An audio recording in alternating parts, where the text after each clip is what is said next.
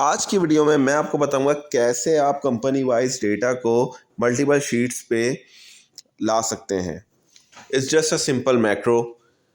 आप copy paste करके time consuming काम करने की कोई ज़रूरत नहीं है। इस मैक्रो को यूज़ करें और अपने डेटा को कंपनी वाइज मल्टीपल शीट्स पे ले जाएं। वीडियो को आखिर तक देखिए क्योंकि अगर आपने कुछ भी चीज़ मिस कर दी तो ये आपसे नहीं हो पाएगा। चलते हैं वीडियो की तरफ।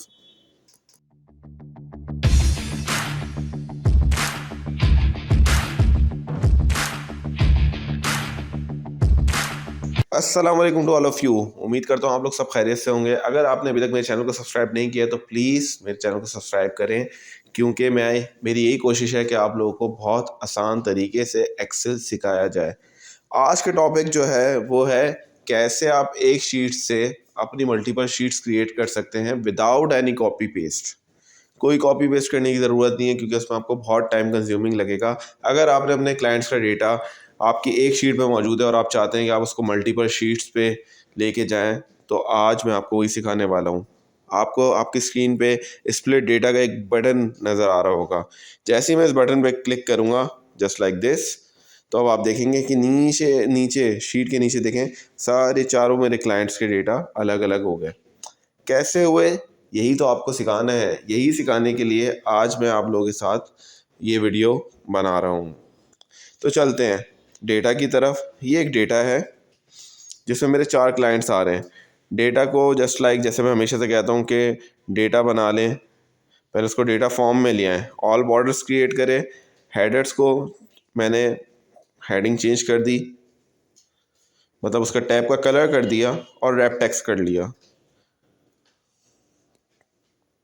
ये देखें, तो अब एक डेटा फॉर्म में आ गया जो जिसके लिए मुझे सिर्फ विद इन अ मिनट लगे। अब चलते हैं डेवलपर टैब की तरफ। अगर तो डेवलपर टैब आपके पास ऑन है तो ठीक है, वरना अगर ऑन नहीं है, ये डेवलपर टैब का ऑप्शन आपके पास एक्सेल में नहीं आता, तो ऑप्शंस में आप जाएंगे। ऑप्शंस में जाके आपके पास एक ऑप्शन होगा कस्टमाइज रिबन का। कस्टमाइज रिबन पे जाके आप इसको चेक कर देंगे। जैसे ही आप चेक करके ओके करेंगे, डेवलपर टैब आपके पास प्रॉम्प्ट हो जाएगा आपकी डेटा टैब से। अब यहाँ पे मैं इंसर्ट में आया और एक्टिव एक्स कंट्रोल के अंदर से मैंने फॉर्म का बटन लिया है। ये देखें, इस फॉर्म के बटन को मैंने क्रिएट किया। इसकी प्रॉपर्टीज़ में जाके मैंने मतलब इस बटन पर राइट क्लिक करके एडिट पे गया और इसका नाम लिख दिया मैंने स्प्लिट डेटा। यहाँ से आप डिज़ाइन मोड को ऑन करेंगे तभी आप इसका काम कर सकते हैं, वरना आप काम नहीं कर सकते। अब देखें, मुझे यहाँ से इसका फॉन्ट कलर चेंज करना था या फॉन्ट चेंज करना था, तो मैंने इसकी प्रॉपर्टीज़ में गया, कैलबरी रखा, मैंने बोल्ड कर दिया और हेडिंग को मैं 20 पे ले गया। तो अब ये मुझे प्रॉम्प्ट नज़र आ रहा है।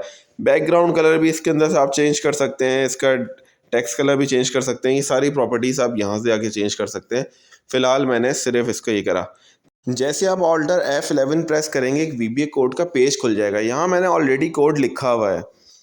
अब ये VBA कोड ये जिसकी बेसिस पे ये बटन क्रिएट होगा, तो इसको समझा देता हूँ ये किस तरह क्रिएट किया है। ये कोड मैं अपनी डिस्क्रिप्शन पे भी दे दूंगा, आप लोग भी ट्राई करिएगा। अच्छा, अगर आप किसी बटन के अगेंस्ट ये कोड लिख रहे होते हैं तो आपको प्राइवेट लिखना ज़रूरी है सबसे पहले, और अगर आप नॉर्मल VBA कोड लिख रहे होते हैं तो आपको सिर्फ सब लिख के पूरा कोड डिफाइन करना होता है। अच्छा, डिम बेसिकली लिखना ज़रूरी है जब आप इसके वेरिएबल्स को डिफाइन कर रहे हो या अलियास बना रहे हो। डिम के बाद मैंने LR एज लॉन्ग कर दिया। डिम के बाद मैंने WS वर्कशीट को उसका अलियास बना दिया WS से। वी कॉलम का आई जनरेट कर दिया, उसको एक इंटीजर काउंट करा दिया। इसी तरीके से जो है मैंने टाइटल को जो है स्ट्रिंग काउंट करा दिया। डिफरेंट मैंने अलियास क्रिएट किए। इसके बारे में आपको बिल्कुल एंड में ज़रूर बताऊंगा इंशाल्लाह ताला, किसी वीडियो में बिल्कुल तरीके से बताऊंगा कि क्या होता है। अच्छा, आप यहाँ देख सकते हैं मेरे पास 4 कॉलम है, मुझे चारों चाहिए। और वो मुझसे पूछेगा कि मैंने फ़िल्टर का ऑप्शन लगाया फ़िल्टर कॉलम का, तो वो मुझसे पूछेगा कौन से फ़िल्टर से चाहिए, तो मैंने उसको प्री डिफाइन कर दिया कि मुझे कॉलम 1 से चाहिए। यानी ऑटोमेटिक वो वैसे तो मुझसे पूछेगा कि कौन से कॉलम से आपको फ़िल्टर करना है डेटा मल्टीपल शीट्स पर, लेकिन मैंने उसको प्री डिफाइन 1 दे दिया है। अच्छा, ये एक्टिव वर्कशीट पे काम करेगी VBA कोड, सही है। A1 से काम करेगा, ये भी मैंने उसको डिफाइन कर दिया। और last but not the least, सबसे अच्छी चीज़ मैंने उसको बताई है कि रोज़ जहाँ तक रोज़ आ रही है A1 से लेके वो सारा डेटा वो उठा के दूसरी शीट पे लाएगा। प्लस यूनिक वैल्यू होनी चाहिए। यूनिक वैल्यू को कंसीडर करते हुए A1 के अंदर यूनिक वैल्यू पड़ी हुई होगी, उस वैल्यू को कंसीडर करते हुए शीटों को स्प्लिट करेगा। अब उसके 3 रिकॉर्ड हो, 6 रिकॉर्ड हो, 10 रिकॉर्ड हो, जहाँ उसको ए में यूनिक वैल्यू मिलेगी वो उसको लेता हुआ आएगा, या जहाँ उससे वो फिल्टर कर रहा है, जहाँ उसको यूनिक वैल्यू मिलेगी कॉलम 1 में से, वो उसको मल्टीपल शीट्स उससे उसी उसी यूनिक वैल्यू से क्रिएट करेगा। उसके बाद मैंने एक टेक्स्ट लिखा है कि अगर उसको 0 मिले तो वो उसको कंसीडर ना करे। ये मेरी अपनी अंडरस्टैंडिंग है। मैंने आपको फिर से बता रहा हूँ कि इस पर पूरा VBA कोड आपको लिखना बताऊँगा कैसे। छोटा छोटा VBA कोड करके आप पूरा VBA बड़े बड़े VBA कोड्स लिख सकते हैं। उसके बाद मैंने उसको नीचे डिफाइन कर दिया कि मुझे ऑटो फिल्टर चाहिए, चीज़ें चाहिए, इस तरह की पूरी फॉर्मेटिंग चाहिए, तो पूरा मैंने उसको नीचे डिफाइन कर दिया है किस तरह वो काउंट करे। एक चीज़ को मैंने कमेंट किया हुआ है जो ग्रीन कलर से आपको लिखा हुआ नज़र आ रहा होगा। ग्रीन कलर बेसिकली आपके VBA कोड को अप्लाई नहीं करता, वो बेसिकली आपके अंडरस्टैंडिंग के लिए होता है ताकि आप कुछ भूले ना। अब मैंने ये कमेंट कर दिया, इस कमेंट को मैं खोल के बताऊंगा ये मैंने कमेंट क्यों किया है। फ़िलहाल तो मैंने और last but not the least मैं आपको ये बताना चाहता हूँ कि स्क्रीन अपडेटिंग को मैंने शुरू में फॉल्स इसलिए करा था और अभी ट्रू इसलिए करा है क्योंकि ये एक्सेल की क्वेरी रन करने में बहुत टाइम कंज्यूम करता है। तो हम इसको स्टार्टिंग में फॉल्स कर देते हैं और एंड में जो इसको ट्रू कर देते हैं ताकि वो बैक एंड पे ही हमें कोई एरर दिखा दे। उसके बाद मैंने इसको जैसे ही एंड सब किया तो ये पूरी क्वेरी जो है वो मेरे पास मेरे अकॉर्डिंग टू माय अप्रोच की अब ये लिख चुका हूँ मैं पूरा VBA कोड, और अब मुझे मज़ीद इसमें कुछ लिखने की ज़रूरत नहीं है। शुरू में सब या प्राइवेट अगर बटन बता रहे हैं प्राइवेट सब लिखना ज़रूरी है और एंड में आपको एंड सब करना ज़रूरी है। ये मैंने सेव किया।